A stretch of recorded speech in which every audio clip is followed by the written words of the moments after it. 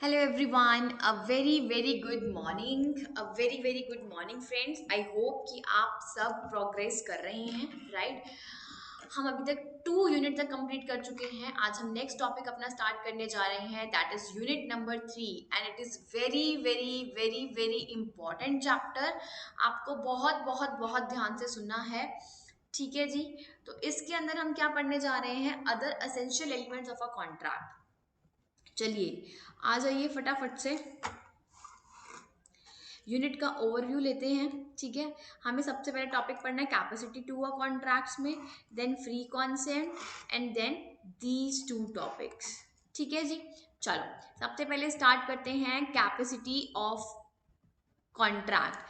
Capacity to contract हम बात कर रहे हैं. हम समझ चुके हैं मैडम कॉन्ट्रैक्ट क्या होता है, हम समझ चुके हैं एग्रीमेंट क्या होता है. ठीक है, अब हमें ये समझना इंपॉर्टेंट है, अब बड़े ही ध्यान से समझेंगे. ये समझना इंपॉर्टेंट है सर कौन क्या कैपेसिटी है. आप अगर किस पोजीशन में हैं तो आपका कॉन्ट्रैक्ट एक वैलिड कॉन्ट्रैक्ट माना जाएगा. आपका कॉम्पिटेंट पर्सन होना बहुत जरूरी है. कॉम्पिटेंट मतलब एक ऐसा पर्सन जो एक कॉन्ट्रैक्ट का हिस्सा बन सकता है, कॉन्ट्रैक्ट का पार्ट बन सकता है. साहब तीन चीजें आती हैं अगर a person every person is competent to the contract who कौन होना चाहिए? who attained the age of majority 18 या 18 साल से ऊपर का पर्सन ही क्या हो सकता है? 18 या 18 साल से ऊपर का पर्सन ही एक कॉम्पिटेंट पर्सन हो सकता है इन ना कॉन्ट्रैक्ट. साउंड माइंड का पर्सन भी क्या हो सकता है? Competent person. And the person is not disqualified by any law. तो फटाफट से आ जाओ, हम समझते हैं एज ऑफ मेच्योरिटी क्या होता है. बहुत इंपॉर्टेंट पॉइंट है इसमें. हमारे पास क्या पहला पॉइंट, अगर आपकी उम्र 18 साल से या 18 साल से a person less than the age even by a day, अगर एक सिंगल दिन से भी भैया वो अगर 18 साल से नीचे है ना तो he will not become a क्या, वो क्या नहीं माना जाएगा? वो मेजर नहीं माना जाए. चलिए, तो हम कर चुके हैं साहब एज ऑफ मैच्योरिटी होना जरूरी है. उसके लिए हमारे पास कुछ पॉइंटर्स हैं जो हम फटाफट से रीड करने जा रहे हैं. कोई भी कॉन्ट्रैक्ट अगर आप एक माइनर के साथ कर रहे हो तो वो क्या हो जाता है? वॉइड एब इनिशियो हो जाता है. सर वो स्टार्टिंग से ही कैसा है? वॉइड है. वो एब इनिशियो मतलब फ्रॉम द वेरी स्टार्टिंग आपका कॉन्ट्रैक्ट कैसे है?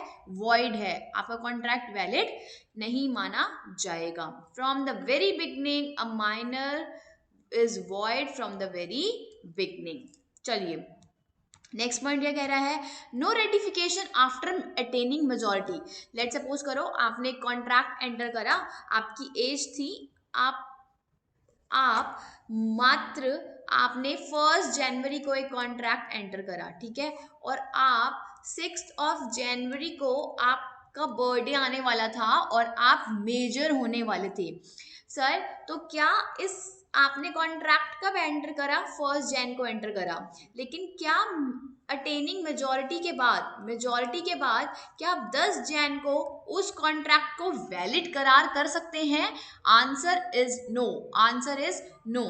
तो अ माइनर कैनॉट रेटिफाई, उसको ठीक नहीं कर सकता. A minor cannot ratify an agreement on attaining the majority. चलिए, माइनर कैन बी बेनिफिशियरी और can take the benefit of a contract. Sir minor से आप पैसे तो नहीं निकलवा सकते क्योंकि वो अपनी माइनॉरिटी का प्लीड कर रहा है. ठीक है, बट माइनर बेनिफिट्स के लिए जरूर से क्या हो सकता है? एंटर हो सकता है. दो a minor is not competent to a contract, a minor making other person to bind him. लेकिन माइनर सामने वाले पर्सन को अपने लिए जरूर बाइंड कर सकता है. लेट सपोज हमने क्या करा, ये माइनर ने कॉन्ट्रैक्ट एंटर करा. ठीक है, माइनर के पास ये था एडल्ट पर्सन, ये है माइनर, ये है एडल्ट पर्सन. इस एडल्ट पर्सन ने माइनर का क्या ले रखा है? माइनर के कुछ सिक्योरिटी ले रखी है या कुछ भी पैसा माइनर का किसके पास है? एडल्ट के पास है. तो माइनर तो सूट फाइल कर सकता है, केस फाइल कर सकता है अगेंस्ट एन एडल्ट, बट एक एडल्ट माइनर के अगेंस्ट केस फाइल नहीं कर सकता। Similarly in case of a partnership as well, minor can only be admitted for the profits or for the benefits of the firm. He can be admitted to the benefits of the partnership. ठीक है जी।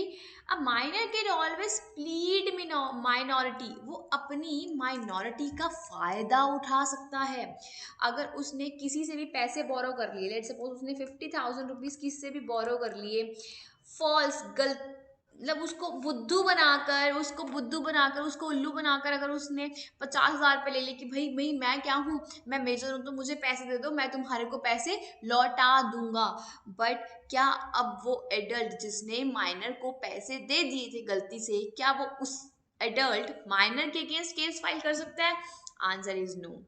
अगर उसने उसको उल्लू भी बना दिया तभी भी कोई फर्क नहीं पड़ेगा, क्योंकि माइनर कैन ऑलवेज प्लीड, वो अपनी माइनॉरिटी का फायदा उठाता है।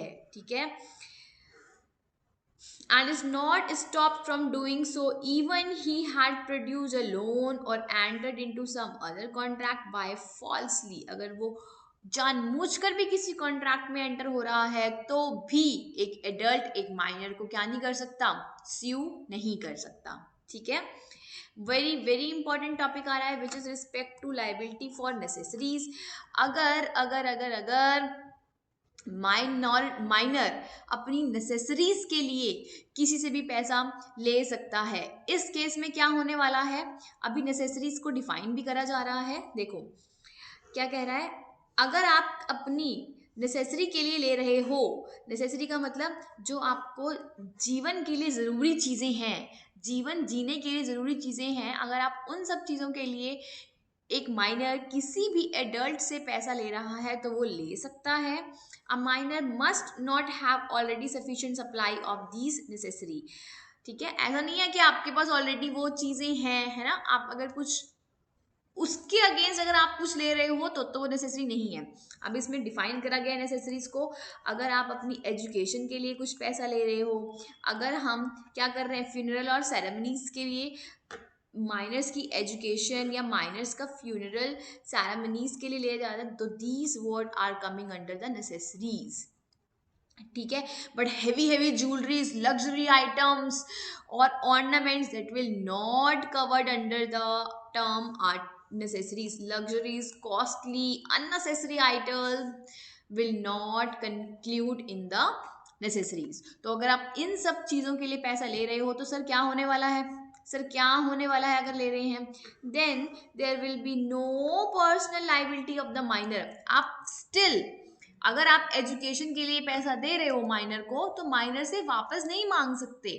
ठीक है, पर्सनल लाइबिलिटी माइनर की नहीं है, बट अगर उसकी कुछ प्रॉपर्टी है तो उतना हिस्सा आप जरूर जरूर जरूर रिकवर कर सकते हो। लेट सपोज हमने 50,000 रुपये, एक मैं हूँ एक अडल्ट और हमने 50,000 रुपये दे दिए एक किसको, माइनर को दे दिए। ठीक है, तो मैं ये माइनर को दे दिए, ये माइनर को हमने 50,000 रुपीज़ दे दिए, तो ये क्या करेगा, हम इसके अगेंस्ट केस फाइल नहीं कर सकते, बट अगर इसकी प्रॉपर्टी लेट सपोज 20,000 का इसका कोई प्रॉपर्टी है तो ये तो रिकवर जरूर जरूर कर सकते हैं। तो very important liability for necessaries. Next ये कहता है कॉन्ट्रैक्ट बाय गार्डियन। अगर उसका कोई गार्डियन है जो कि उसके बिहाफ पे कॉन्ट्रैक्ट एंटर कर रहा है तो वो इन्फोर्सिएबल है। दो a minor's agreement is void, minor का एग्रीमेंट तो वॉइड होता है। ठीक है, माइनर जो भी कॉन्ट्रैक्ट एंटर कर रहा है वो तो वॉइड होता है, लेकिन उसका गार्डियन का कॉन्ट्रैक्ट वैलिड माना जाएगा। बट कुछ चीज़ें हैं जिसमें माइनर वो जिसके लिए एक गार्डियन भी एक माइनर को लाइबल नहीं ठहरा सकता। ऐसी कौन कौन से पॉइंट्स हैं, अगर आप purchase of immovable property, no power to bind the minor in case of immovable property. Immovable property अगर आप बाय कर रहे हो, परचेज कर रहे हो गार्डियन, तो आप माइनर को लाइबल नहीं ठहरा सकते। ठीक है, लेकिन अगर आप सेल ऑफ माइनर्स प्रॉपर्टी कर रहे हो, अगर आप सर्टिफाइड गार्डियन हो, तो आपके पास सैंक्शन ऑफ कोर्ट है, तो आप ये इन्फोर्सेबल हो सकता है। ठीक है जी,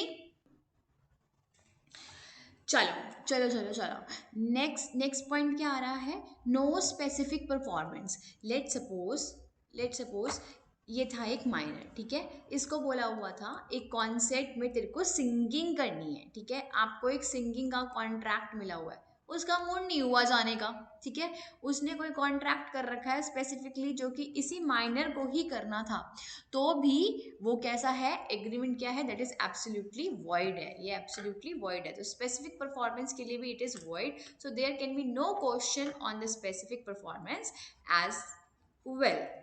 no insolvency, a minor cannot be declared as an insolvent, क्योंकि वो कभी भी लाइबल तो होता ही नहीं है, अपने डेट्स को पे ऑफ करने के लिए ही इज नेवर बी लाइबल, ठीक है। Next is partnership, a minor being an incompetent to a partnership, sir partnership के अंदर वो क्या नहीं हो सकता, एज अ मेंबर तो नहीं बन सकता, एज अ पार्टनर तो नहीं बन सकता, बट वो बेनिफिट्स के लिए एज अ पार्टनर जरूर जरूर बन सकता है, ठीक है, वो बेनिफिट्स के लिए जरूर जरूर से एंटर हो सकता है। A minor can B an agent, a minor can B an agent, देखो हमने सुना कि प्रिंसिपल और एजेंट का एक रिलेशनशिप होता है, ठीक है, प्रिंसिपल एजेंट के रिलेशनशिप में एजेंट बन सकता है माइनर, अगर उसको कोई चेक डिपॉजिट कराने हैं बैंक में, है ना, तो ये सारे काम तो माइनर कर सकता है, लेकिन अगर चेक बाउंस हो गया तो उसके लिए उसकी कोई भी लाइबिलिटी नहीं रहने वाली है, ठीक है जी। चलो, माइनर कैनॉट बाइंड पेरेंट्स और गार्डियन, चलो एग्जाम्पल समझते हैं इसमें, ठीक है, ये था एक क्यूट सा प्यारा सा बच्चा था, ठीक है, ये क्यूट सा प्यारा सा बच्चा था, ये क्या कहाँ गया, ये कहाँ गया, इसने कहा यार चल ना, मेरे को ना बहुत ना, मेरा बहुत मन है, एक अच्छी सी ना स्कूटी खरीदने का मेरा बहुत ज़्यादा मन कर रहा है, चल इस स्कूटी को खरीद कर आते हैं और उसको बोल देंगे कि मेरे मम्मी पापा से ना आप पैसे ले लेना, मैं तो नहीं दे सकता पैसे, मेरे पास तो पैसे नहीं है, मेरे मम्मी पापा से आप पैसे ले लेना, ठीक है। अब ये गया यहाँ पर स्कूटी के शोरूम में, है ना, बाइक स्कूटी के शोरूम में गया, ये कौन, ये माइनर गया, ठीक है। अब इस डीलर ने ये था डीलर, यहाँ पर इसने इसी का किसका विश्वास कर लिया, माइनर का विश्वास कर लिया कि ठीक है तेरे पेरेंट्स दे देंगे, but sir sir sir sir इसके पेरेंट्स को तो कुछ भी नहीं पता था, कुछ भी नहीं पता था इसके पेरेंट्स को कि ये स्वीट छोटा सा बच्चा स्कूटी लेकर आ जाएगा, है ना, स्कूटी लेकर आ जाएगा, तो इसके पेरेंट्स क्या कहेंगे, सर सर सर हमें नहीं मालूम इसने कब क्या परचेज कर लिया, तो आप एक गार्डियन को, एक पेरेंट्स को लायबल नहीं करा सकते अगर उनकी नॉलेज में ये बात नहीं है तो, ठीक है। तो हमेशा एक माइनर को जो भी एक्ट परफॉर्म करने हैं वो अपने पेरेंट्स की, अपनी गार्डियन की अथॉरिटी में करने हैं, ठीक है। तो अगर यहाँ पर एब्सेंस ऑफ अथॉरिटी हुआ या उनकी एब्सेंस ऑफ नॉलेज हुआ तो ये कॉन्ट्रैक्ट लाइबल नहीं होने वाला, not capable of binding to his parents. बात समझ में आ गई। अगर एक माइनर ने कुछ और भी कार्य कर दिए, है ना, कुछ और भी कार्य कर दिए, किसी के घर में जाकर चोरी करके आ गया, तो उसके घर वाले पेरेंट्स को पकड़ेंगे, बट पेरेंट्स क्या बोलेंगे, सर हमें नहीं पता, हम नहीं जानते इसको, ये हमें तो ये बात पता ही नहीं थी, तो हम आपके पैसे कैसे लौटाएं। तो अगर कोई भी काम माइनर करता है जिसमें उसके पेरेंट्स की अथॉरिटी नहीं हो सकती होती, तो उस काम के लिए, उस एक्ट्स के लिए हम गार्डियन को नहीं ठहरा सकते, ठीक है, गार्डियंस को कैपेबल बाइंड नहीं कर सकते।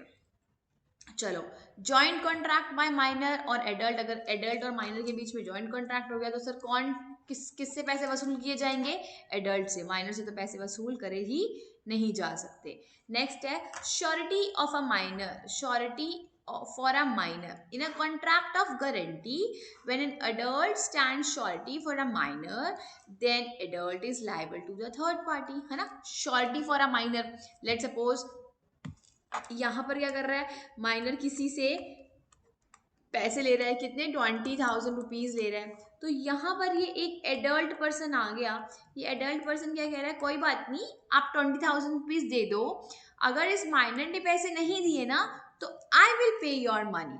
तो श्योरिटी फॉर अ माइनर को अगर माइनर डिफॉल्ट करता है तो इसको पैसे भरने पड़ेंगे, ठीक है जी। चलो नेक्स्ट कह रहा है minor as a shareholder, तो माइनर शेयर होल्डर बन सकता है? जी नहीं, minor as a shareholder नहीं बन सकता। अगर गलती से वो बन गया तो उसकी ट्रांजेक्शन्स को रिजाइन कर दिया जाएगा, उसकी ट्रांजेक्शन्स को हटा दिया जाएगा। ठीक है। लाइबिलिटी फॉर टॉर्ट्स, टॉर्ट्स क्या है? कुछ सिविल, कुछ गलत काम कर दिया, किसने? माइनर ने। स्टार लगा लो, स्टार लगा लो। कुछ 15 पॉइंट है हमारे इसमें, ठीक है। कुछ गलत काम कर दिया माइनर ने, कुछ सिविल काम कर दिया, माइनर ने किसी पेट को मार दिया, माइनर ने किसी को डंडा मार के चला गया है ना, माइनर ने किसी एज्ड पर्सन को धक्का देके गिरा दिया है ना, और उससे उसका कुछ उसकी बॉडी को कुछ इंजरी हो गई। साहब इन सब कामों के लिए माइनर लाइबल होगा, माइनर लाइबल होगा। तो a tort is a civil wrong, ये गलत बात है, सिविल रॉन्ग चीज है। तो minor is liable in tort unless tort in reality is a breach of contract. ठीक है जी। तो माइनर लाइबल होने वाला है, अपने सारे सिविल रॉन्ग्स के लिए माइनर लाइबल होने वाला है। तो फटाफट से क्विक रिवीजन, फटाफट से अब याद करते हुए चलते हैं कि हमने क्या क्या पॉइंट्स पढ़ लिए हैं। बहुत ध्यान से, बहुत ध्यान से, अगेन जल्दी आ जाओ। सबसे पहले माइनर क्या है? जो पर्सन भी मेजॉरिटी की एज पे है, सिर्फ वही कॉम्पिटेंट टू कॉन्ट्रैक्ट कहलाया जाता है। माइनर के साथ कोई भी कॉन्ट्रैक्ट कर लो, वो क्या होता है? void ab initio, void ab initio मतलब from the very beginning the contract is void। Second point हमने क्या पढ़ा कि नो रेटिफिकेशन, अगर उसने अटेनिंग कर ली मेजॉरिटी, उससे कोई फर्क नहीं पड़ता। तेरा कॉन्ट्रैक्ट कैसे रहने वाला है साहब? तेरा कॉन्ट्रैक्ट हमेशा हमेशा वॉइड रहने वाला है। माइनर सिर्फ और सिर्फ बेनिफिशियरी के लिए ऐड होता है, वो कोई भी चीज के लिए लाइबल नहीं है। माइनर अपनी माइनॉरिटी का प्लीड कर सकता है, फायदा उठा सकता है। ठीक है। किसी को बहका कर, धमका कर, किसी को धमका कर नहीं, किसी को गलत बोलकर भी एंटर कर सकता है कॉन्ट्रैक्ट में। नेसेसरीज के लिए लाइबिलिटी होती है किसकी? माइनर पर्सनल लाइबल नहीं होता, लेकिन उसका प्रॉपर्टी जितनी है उसके लिए वो लाइबल हो जाएगा। कॉन्ट्रैक्ट बाय गार्डियन, अगर गार्डियन के साथ कोई कॉन्ट्रैक्ट हुआ तो ये वैलिड कॉन्ट्रैक्ट है। लेकिन इसमें कुछ दो चीज़ें हैं, जैसे कि अगर उसने माइनर ने क्या कर दिया, अगर माइनर ने कोई हाउस गार्डियन ने या उसके पेरेंट्स ने अगर कोई प्रॉपर्टी खरीद ली है ना, कोई हाउस खरीद लिया, तो वो ये सब काम नहीं कर सकता, परचेज नहीं कर सकता, जिससे कि वो माइनर को लाइबल करा सके, ऐसा वो काम नहीं कर सकता। स्पेसिफिक परफॉर्मेंस के लिए भी कोई ड्यूटी नहीं है, सॉल्वेंट बोला नहीं जाता, पार्टनरशिप बेनिफिट्स के लिए होता है, माइनर एजेंट भी हो सकता है ना। और माइनर के पेरेंट्स को, ये भी इंपॉर्टेंट है, ये भी इंपॉर्टेंट है, माइनर के पेरेंट्स को लाइबल नहीं कराया जा सकता अगर एब्सेंस ऑफ अथॉरिटी होगी। जॉइंट कॉन्ट्रैक्ट में माइनर एडल्ट में एडल्ट ही लाइबल है। श्योरिटी फॉर अ माइनर में श्योरिटी को पेमेंट करना पड़ेगा। माइनर शेयर होल्डर नहीं बन सकता। लाइबिलिटी फॉर टॉर्ट्स माइनर की ही लाइबिलिटी रहने वाली है। क्लियर? चलिए